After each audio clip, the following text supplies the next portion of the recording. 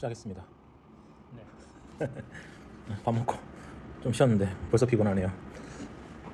오늘은 그 세일즈에 대해서 얘기해보고 싶은데, 물론 저도 세일즈 전문가가 아니어가지고 뭐 세일즈 전문가였으면 이미 잘 살았겠죠. 세일즈 전문가는 다 잘 사니까 영업을 잘해도 잘 살고. 그래서 제가 그 예전에 그 TV에서 봤었는데, 그 어디서 막 줄 서서 이렇게 뭘 사 먹더라고요. 그래서 마카롱을 파시는 분이었던 것 같은데, 일주일에 한두 번밖에 안 판대요. 근데 그 한두 번 이렇게 막 줄 서서 먹더라고요. 그래서 그분 인터뷰하는데 그 아버님한테 그 따님이 많이 배우신 것 같은데 이 얘기를 하셨어요. 무엇을 파는 게 중요한 게 아니고 어떻게 파는 거가 중요하다라는 거죠. 어떤 사람은 이제 뭐 가게를 내놓거나 사업을 시작했는데 손님이 하나도 없는 집이 있을 거고, 어떤 집은 문을 어쩌다 한 번씩 여는데 줄을 서서 먹는 데 있을 거라는 거예요. 근데 이제 어떻게 파는 거가 중요할 거라는 거죠. 그래서 그런 거를 정말 이해하기 시작하면은 이 자본주의 사회에서 그 돈돈돈거리는 이 세상에서는 다들 마케팅이나 세일즈를 하셔야 되지 않나. 그래서 세일즈에 대해서 좀 얘기해보고 싶은데, 사업을 시작하게 되면은 가장 문제가 물건을 못 판다가 있어요. 근데 물건을 못 파니까 어떻게 생각하냐면은 나의 물건이 완벽하지 않아가 되는 거죠. 그러면은 당연히 그 어설프 때 피드백을 받으면 당연히 부족해 보이고, 그러다 보니까 자꾸 완성도를 높이는데 시간을 쓰게 돼 있더라는. 근데 완성도를 높이면 또 어떻게 돼요? 시간은 훌쩍 떠나 있고 세상이 원하는 건 또 달라져 있을 수도 있잖아요. 그럼 적절한 때에 적절하게 팔아야 되는데 그 적절함이라는 게 뭐냐라는 거예요. 그러니까 개발자로 봤을 때 품질이 떨어지는 제품은 사실 경쟁력이 많이 떨어지거든요. 우리 경쟁 제품들은 워낙 다 뛰어나기도 하고 수백 명, 수천 명이서 만드는 거다 보니까 그런 부분에 있어서 경쟁력도 떨어지는데 이거를 세일즈 한다고 팔리는 것도 아니고, 그리고 광고를 달아서 뭐 광고 집행을 해서 들어온다고 해도 구매 결정력이 없으면 구매가 안 된단 말이에요. 그럼 이 세일즈를 이해한다는 거는 진짜 이 세상의 자본주의를 이해하고 있다라고 저는 생각이 들고, 그리고 그 사업에 많이 실패하신 분들은 이런 부분에 대해서 조금 많이 민감한 것 같아요. 일단 본격적인 얘기하기 전에, 세일즈에 전혀 관심 없겠지만은 개발자로서 세일즈 어떻게 생각하세요? 마케팅 같은 거, 영업하고 마케팅.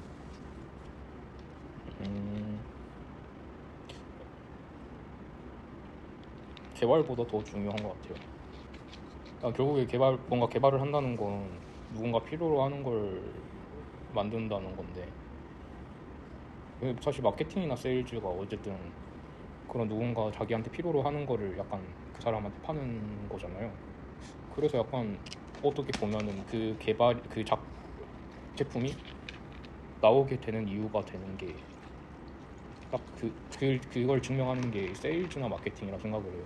그 제품을 만드는 이유가 좀 어쨌든 누군가가 이걸 필요로 하고 그 사람한테 수요가 있으니까 이게 제품이 나오는데, 그래서 약간 제품을 개발을 하는 것보다 어떻게 보면 더 중요하다. 약간 마케팅이나 세일즈 자체가 기획하고 되게 크게 맞물려 있는 것 같아요.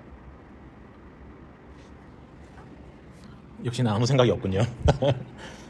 그래서 제 친구들 중에 이제 영업하는 친구들이 그 얘기 하거든요. 아, 진짜 좋은 물건을 팔고 싶다. 그냥 나는 에너지가 있어서 영업을 할 수 있는데, 그러니까 사기에 가까운 제품을 팔리는 건 좀 어렵다. 그러니까 좋은 제품만 있으면 진짜 열심히 팔아볼 텐데, 이 얘기를 많이 하거든요. 다시 이렇게 보면 좋은 제품이 더 중요하게 느껴진단 말이죠. 저는 근데 사실 좋은 제품이 더 중요하다고 생각해요. 좋은 제품이 있고 세일즈랑 마케팅을 할 수 있다라고 생각을 해요. 쓰레기를 만들었는데 마케팅하고 세일즈를 할 수 없다고 보거든요. 그래서 사기꾼과 사업가의 차이가 저는 딱 여기서 차이가 난다고 생각해요. 좋은 걸 만들긴 너무 어려워. 근데 이걸 일찍 포기하고 그냥 세일즈랑 마케팅만 하는 거예요. 질문 하나 드려요. 네, 질문 좋아요. 근데 약간 그런 말이 있잖아요. 당연히 쓰레기를 만드는 거는 안 되지만 어쨌든 뭔가 그 수요를 파악을 하고 빠르게 일단 MVP를 먼저 만들고 그걸로 뭔가 마케팅이나 세일즈를 통해서 조금 매출을 조금씩 일으키면서 계속 제품을 발전시켜 나가는 방법이 어떻게 보면 또 한 가지의 방법이 될 수 있지 않나 생각을 하거든요. 약간 그 김범수 회장님이라였나요?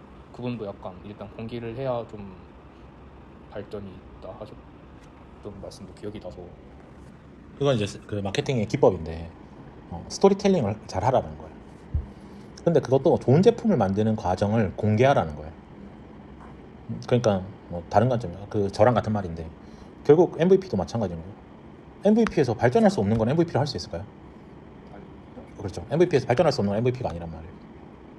그리고 반대로 저는 또 어떻게 생각하냐면은 그 우리가 이제 물건을 만들지 않고 먼저 팔아보라 이런 식으로 마케팅이나 세일즈 강의를 많이 듣는단 말이에요. 저는 그것도 좀 틀렸다고 생각을 해요. 먼저 팔아본다는 건 시장이 반응한다는 건데 팔았는데 못 만들면 사기꾼이고요. 첫 번째. 두 번째, 만들기 쉽지 않습니다. 다른 회사들은 미쳤다고 1년간 만들고 막 몇 개월 테스팅하고 출시하겠어요. 전부 다 상상의 나래만 온라인에 그냥 퍼뜨려야죠. 저는 날아다니는 택시를 팔아보겠습니다. 이거가 나오면 타실 의향이 있나요? 내가 탈 의향이 있습니다. 언제 출시하죠? 투자 받고 내년에 출시할 겁니다. 그러니까 사기꾼이잖아요. 그러니까 이게 맞지 않는 얘기를. 최소 만들 수 있고 만든 거를 마케팅하고 세일즈 하기는 어렵기 때문에 세일즈랑 마케팅을 하는 거지. 근데 아까도 얘기했잖아요. 사람들에게 돈을 얻기는 쉽다니까요. 좋은 걸 주면 되잖아요. 전용 고속도로를 만들어 드리겠습니다. 당신만 쓸 수 있는 고속도로를 만들어 드리겠습니다. 그러면 돈을 받을 수는 있어요.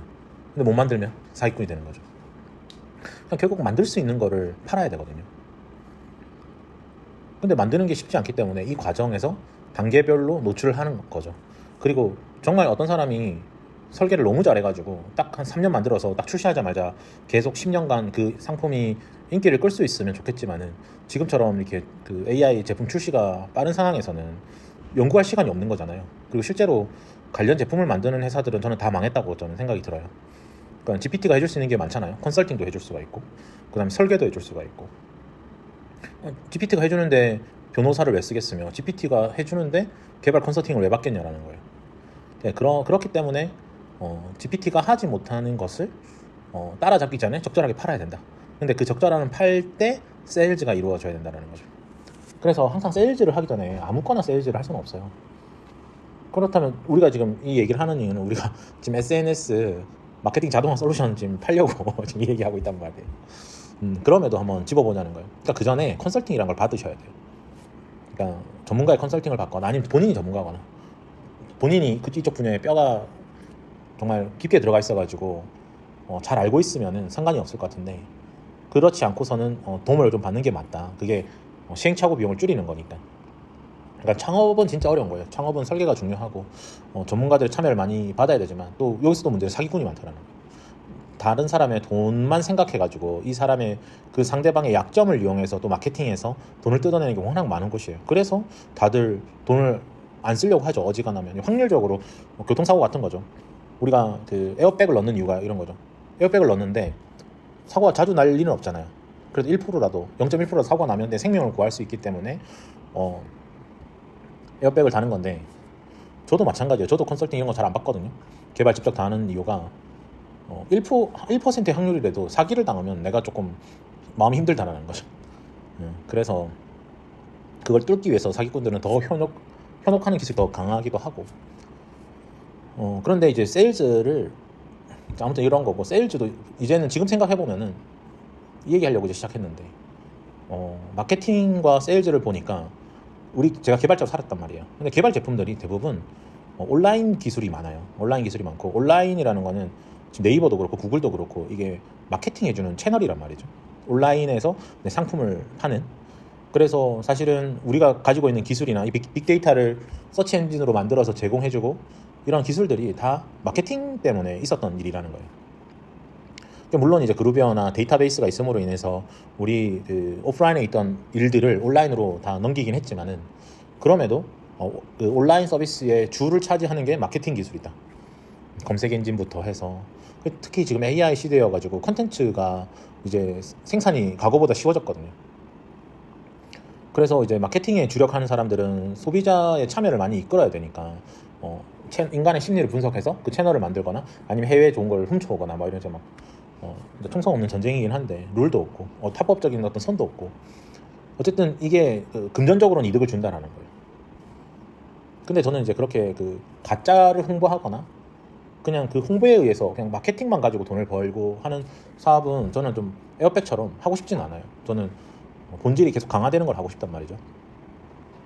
그래서 지금 AI 시대가 등장해서 우리 지금 AI 가지고 뭐 음성도 할 수 있고 TTS 같은 걸로 텍스트 투 스피치를 해가지고 TTS도 있고 STT도 있고 스피치 투 텍스트를 해가지고 음성 파일을 또 데이터도 시킬 수 있고 또 LLM이 있으니까 이 데이터를 또 정제해서 새로운 콘텐츠도 양성할 수 있고 또 이제 멀티모달이라 해가지고 뭐 음악, 이미지, 영상 이런 것도 AI를 뽑아낼 수 있단 말이에요. 그럼 이걸 조합해서 가장 쉽게 먼저 대중화가 되기 산업에 들어오기 전에 가장 먼저 할 수 있는 게 이제 마케팅용으로 사용하는 거예요. 그러니까 지금 AI 쇼츠나 뭐 AI 가지고 뭐 블로그 쓰는 거라든지 지금 이게 난린 거죠. 근데 대신에 생각해 보면은 이 발행량이 한 10배 정도, 최소 10배 이상 늘었을 거라고 저는 생각해요. 이게 쉬워지는 만큼 양이 늘어날 거니까.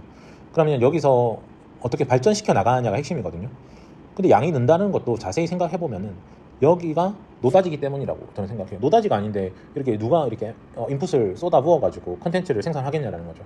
이미 유튜브나 다른 SNS를 통해서 마케팅적인 게 증명이 됐고 나머지 뭐 애드센스 같은 걸 통해서 달러를 벌 수 있는 세금 문제도 다 해결이 됐고 그래서 컨텐츠만 생산할 수 있어도 잘하면 모두의 꿈인 디지털 노마드로서 해외 여행하면서 컨텐츠 만들어서 업로드만 하면 계좌에 달러가 꽂히는 이걸 꿈꿀 수 있는 거죠.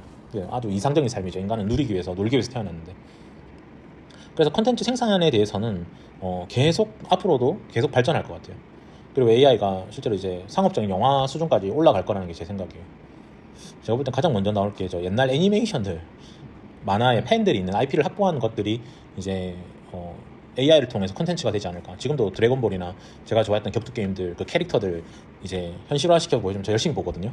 궁금하잖아요, 맞죠? 어떤 느낌일까. 그래서 그렇게 해서 쇼츠로도 돈 많이 벌고 있는데 우리 전략은 뭐냐면은 일단 어떤 서비스를 만들어요. 양질의 서비스가 있는 곳이라고 일단 첫 번째 돼야 되고 양질의 서비스가 아니라면 양질의 서비스를 만들어야 되는 이론과 인지와 컨설팅을 해줄 수밖에 없다고 저는 생각해요. 그래야 이제 1년, 2년 지나면 가짜들은 다 후루룩 다 사라지거든요. 그래서 네. 전화 안 받아도 되는가요? 죄송해요. 저 때문에 안 받는 거면. 그래서 이제 그러니까 알곡과 가라지처럼 알곡은 곡간에 들어가는 거고 가라지는 다 불에 태워버리는 거란 말이에요. 그래서 결국은 가짜에다가 에너지를 쏟을 이유는 없어요. 그러니까 진짜가 되기 위한 것들을 해야 되고요. 근데 진짜인데 소문만 나면 된다고 쳤을 때 어떻게 하면 소문이 나겠냐라는 거죠. 그러니까 스토리텔링을 만들어서 지속적으로 컨텐츠를 발행할 수 있어야 된다는 거예요. 그러니까 SNS나 이런 온라인은 서로 연결돼 있기 때문에 검색 엔진 최적화라는 게 있단 말이에요. SEO라는 게 있단 말이에요. 이거는 뭐냐면 어떤 SNS나 블로그 같은 데 글을 등록하면 이 검색 엔진에 등록까지 된다는 거예요. 그러니까 검색되면 나오는 거니까. 그러면 여기서 계속 컨텐츠를 지속적으로 발행하는 게 훨씬 더 낫다라는 거예요. 지금도 똑같아요. 어떤 사람은 유튜브 채널 막 4, 5개, 10개씩, 20개씩 갖고 있는 사람도 있을 거란 말이죠. 여기는 룰이 없기 때문에 그냥 빈도만 높이면 되는 거예요. 그냥 홈런을 치기를 기대하면서 계속 발행을 하는 거죠. 그러면 채널이 하나씩 늘 때마다 어떻게 되겠어요? 실력이 늘겠죠. 그래서 그 AI가 뚝딱 해준다고 해서 그 정도 퀄리티가 나오지는 않겠지만 사실은 AI라는 게 정확하게 보면 누가 어떻게 쓰냐가 더 중요하거든요. 우리 축구공 하나를 동네 아이들이 쓰는 거랑 프로 레벨 선수들이 공을 쓰는 거랑이 다른 것처럼 이 AI는 도구인데 누가 쓰느냐가 다르다는 거예요. 저만 해도 똑같죠. 개발자들끼리도 어떻게 질문할 수 있는가, 추상화된 것들, 설계된 게 있을 때 설계된 거를 설계된 것만큼 잘 시켜야 이 결과물이 나온다는 거죠. 그래서 저희도 그 SNS 이제 AI 컨텐츠 발행할 건데 좋은 거는 원천 기술들 다 확보하고 있다는 거예요. 우리가 그 온 디바이스에서 작동하는 LLM도 갖고 있고 그 다음에 이제 TTS도 갖고 있고 STT도 갖고 있어요. 물론 다 세 개 다 오픈 소스 기반에서 파인튜닝 한 거지만은 어쨌든 우리 쪽으로 우리 기술로 발전시켜 나갈 수 있다는 거죠. 여기서 발전시켜 나가다 보면은 그리고 매일매일 지속 발행하다 보면은 이게 쌓여서 날마다 더 높은 퀄리티를 만들어낼 거라는 거예요. 원래 처음은 다 어설프거든요. 어설프면서 시작하는 거예요. 어설프다가 이제 완료를 하고 완료된 거를 이제 가꾸다 보면 완성이 되는 거죠. 근데 완성이 되는 거는 쉬운 게 아니에요. 쉬운 것도 아니고 그러다 보니까 완성되고 나면 이제 패권을 좀 잡을 수가 있는데 완성되기까지는 시간이 좀 걸린다.